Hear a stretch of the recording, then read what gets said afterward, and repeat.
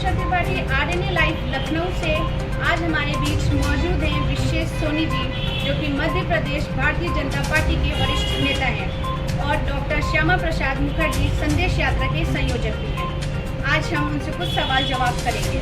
Doctor Shyama Prasad Mukherjee, संदेश यात्रा के आप राष्ट्रीय संयोजक हैं। आपने दिल्ली से लेकर कश्मीर तक एक यात्रा तय की, इसका क्या उद्देश्य रहा? आप अपना अनुभव हम लोगों से साझा करें।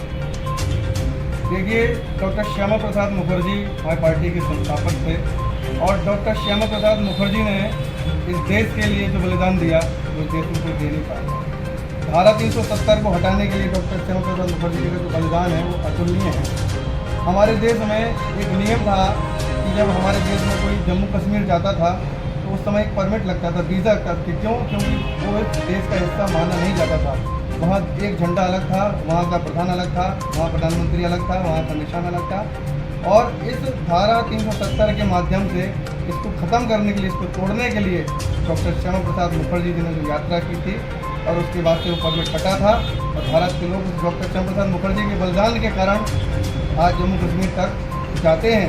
और हमारे देश के जो नेता हैं, हमारे गृह मंत्री आदरणीय अमित शाह जी, उनके अतुलनीय प्रयासों से, हमारे प्रधानमंत्री जी के योजनाओं से एक ऐसा साहस का उन्होंने परिचय दिया कि भारत में 70 वहाँ से हटाई।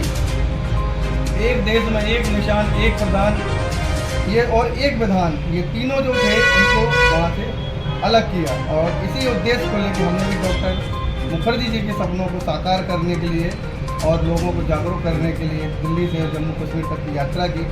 हमें काफ़ी समस्याएं आई उस यात्राओं में, हमारी गाड़ी से पथराव भी हुआ और स्वागत भी हुआ, और हमने अपने संघर्षों को पार करते हुए कश्मीर में जाके तिरंगा फहराया। और ये हमारे देश के जो प्रधानमंत्री आदरणीय नरेंद्र मोदी जी हमारे आदर्श हैं, और गृहमंत्री जी का जो प्रयास है वो धारा 370 आज हटी है। और उस कड़ी में हमें भी एक छोटा सा गिलहरी के तौर पर एक योगदान करने का अवसर मिला, कि हमारे लिए सौभाग्य की बात है। क्या यात्रा के बाद या यात्रा करने से हमारे देश में या हमारी जनता के बीच में कोई बदलाव दिखेगा, या बदलाव दिख रहा है आपको? ये तो आप खुद देखेंगे, आपका कैमरा है, आपके पास मीडिया है, आपके पास जो तंत्र है वो कहीं ना कहीं पता करेगा। लेकिन मुझे तो नहीं लगता कि ऐसा कोई बदलाव हुआ है, और आगे भी होगा। और अगर होगा तो देश को पता चलेगा, लेकिन मुझे लगता नहीं कहीं दूर दूर तक जो स्थिति पहले थी वही आगे भी रहेगी, और इससे ज़्यादा कुछ बदलाव नहीं होगा। उनकी यात्रा के माध्यम से हो सकता है कि वो कहीं ना कहीं लोगों तक पहुंच जाएं, लेकिन लोगों तक पहुंचने से ज़्यादा ज़रूरी है कि आप लोगों के साथ किस रूप में खड़े हैं, और इस समाज को किस तरह से आप खड़ा कर रहे हैं। देश तोड़ने में और देश जोड़ने में ज़मीन आसमान का अंतर है, और यदि देश जोड़ा होगा तो पता चलेगा, और देश तोड़ा है तो पता चलेगा कि देश है, ये पब्लिक है, ये सब जानते हैं। राहुल गांधी की यात्रा भारत जोड़ो जो उन्होंने शुरू किया था सर, उस पर हमारे भाजपा सरकार किस नज़रिए से देखती है? उस यात्रा का क्या नज़रिया है उनके लिए? देखो, राहुल गांधी जी ने जो यात्रा की वो एक भारत जोड़ो यात्रा की, लेकिन उसमें कितना भारत जुड़ा, कितनी जनता जुड़ी, कितना देश जुड़ा, या क्या टूटा या क्या जुड़ा, ये देश जानता है, देश की मीडिया जानती है। और भारतीय जनता पार्टी को उसमें स्पष्टीकरण देने की ज़रूरत नहीं है। और अगर कहीं उन्होंने कोई काम किया होगा तो देश को पता भी चलेगा, लेकिन ऐसा कुछ उन्होंने कोई ऐसा विशेष तो किया नहीं। यात्रा की, आगे भी यात्रा करते रहेंगे, पहले भी यात्रा की है उन्होंने, हमारी शुभकामनाएं वो यात्राएं करते रहें। और भारतीय जनता पार्टी जो यात्रा करती है वो विकास की यात्रा करती है। भारतीय जनता पार्टी जो यात्रा करती है वो गरीबों के जो दर्द हरने की यात्रा करती है। और भारतीय जनता पार्टी जो यात्रा करती है वो कहीं ना कहीं इस समाज को अपने दम पे खड़ा करने की यात्रा करती है। उनकी यात्रा व्यक्तिगत राजनीति को स्थापित करने की थी, समाज को स्थापित करने की थी, ये तो वक्त बताएगा।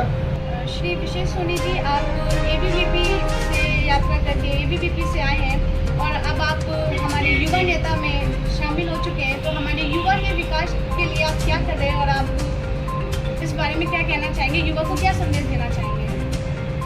देखिए, मेरी जो छात्र राजनीति की शुरुआत हुई कहीं ना कहीं बहुत ग्राउंड लेवल से, छोटे से लेवल से। मैं खैरदी प्रदेश का नगर मंत्री रहा हूँ, और मैं खैरदी प्रदेश के नगर मंत्री होने के बाद मैं युवा मोर्चे में रहा। युवा मोर्चे की राष्ट्रीय स्तर की जो टीम है उसमें मुझे काम करने का मौका मिला। हमारे नेता आदरणीय अनुराग ठाकुर जी जो केंद्रीय युवा मंत्री हैं और जो हिमाचल प्रदेश से आते हैं, तो हमने जब इतने अनुभवी युवा नेताओं के साथ काम किया, देश के बड़े नेताओं के साथ काम किया, तो मुझे लगा कि भारतीय जनता पार्टी में युवाओं की है। युवा मोर्चा से लेके विद्यार्थी परिषद की जो छात्र इकाई से लेके और युवा इकाई में कहीं ना कहीं युवाओं को मौका दिया जाता है। आज भी जितने सारे मध्य प्रदेश से लेके कई राज्यों के अध्यक्ष हैं, सीएम हैं, कई केंद्रीय मंत्री हैं, अखिल भारतीय विद्यार्थी परिषद की छात्र राजनीति से निकल के युवा राजनीति में प्रवेश किया। आज वो कहीं ना कहीं विधायक हैं, सांसद हैं, मंत्री हैं और मुख्यमंत्री भी हैं। तो मुझे लगता है कि युवा जो प्रकोष्ठ है, जो यूथ है, यूथ को लेके भारतीय जनता पार्टी में जो कहीं ना कहीं एक अवसर दिया जाता है, हमें लगता नहीं कि दुनिया में कहीं दिया जाता हो। और युवाओं को मैं यही संदेश दूंगा कि आप अपनी स्किल डेवलप करिए और बिना स्किल के आप राजनीति में प्रवेश मत करिए। यदि आपके अंदर कोई स्किल नहीं है तो आप कहीं ना कहीं आपको संघर्ष ज़्यादा करना पड़ेगा और हो सकता है कि आपको वो आपका प्लेटफॉर्म नहीं मिले। तो आप पहले अपनी स्किल डेवलप करिए और जब आप स्किल डेवलप आपकी हो जाए, कोई आपके अंदर कोई स्पेशलाइजेशन हो, तो उसके बाद आप राजनीति के एक लंबी जो संघर्ष है उस लड़ाई में आप कूदिए। समय लगेगा लेकिन सफलता मिलेगी, ये मेरा विश्वास है। और मेरी आप सभी देश के सभी युवाओं को बहुत बहुत शुभकामनाएं। सर ने बहुत अच्छा संदेश युवाओं को दिया। सर मेरा आखिरी सवाल आपसे ये था, 2024 में आ रहे चुनाव को लेकर क्या तैयारियां चल रही हैं? 2024 का जो चुनाव है, हमारे नेता देश के प्रधानमंत्री माननीय श्री आदरणीय नरेंद्र मोदी जी के नेतृत्व में चुनाव होगा। हमारे देश के आदरणीय भारतीय जनता पार्टी के आदरणीय अध्यक्ष, राष्ट्रीय अध्यक्ष आदरणीय जे पी नड्डा जी के नेतृत्व में चुनाव होगा। आदरणीय गृहमंत्री अमित शाह जी के नेतृत्व और पार्टी के जितने वरिष्ठ नेता हैं उन सबके नेतृत्व में जो रणनीति बन रही है युवाओं को लेके, IT को लेके, जो डिजिटल जो हमारी तकनीक के काम कर रही है, युवाओं को कहीं ना कहीं जोड़ा जा रहा है, महिलाओं को, युवाओं को और हर वर्ग के जो हर वर्ग है उसको हमने छुआ है और उनके विकास को लेकर जो सरकार योजना तय कर रही है और उस योजना के तहत कहीं ना कहीं हम इस लेवल पे आज सक्रिय हैं कि भारतीय जनता पार्टी सरकार बनाएगी और देश में प्रधानमंत्री नरेंद्र मोदी जी फिर से लाल किले की प्राचीर से हम सबको जय हिंद और जय भारत।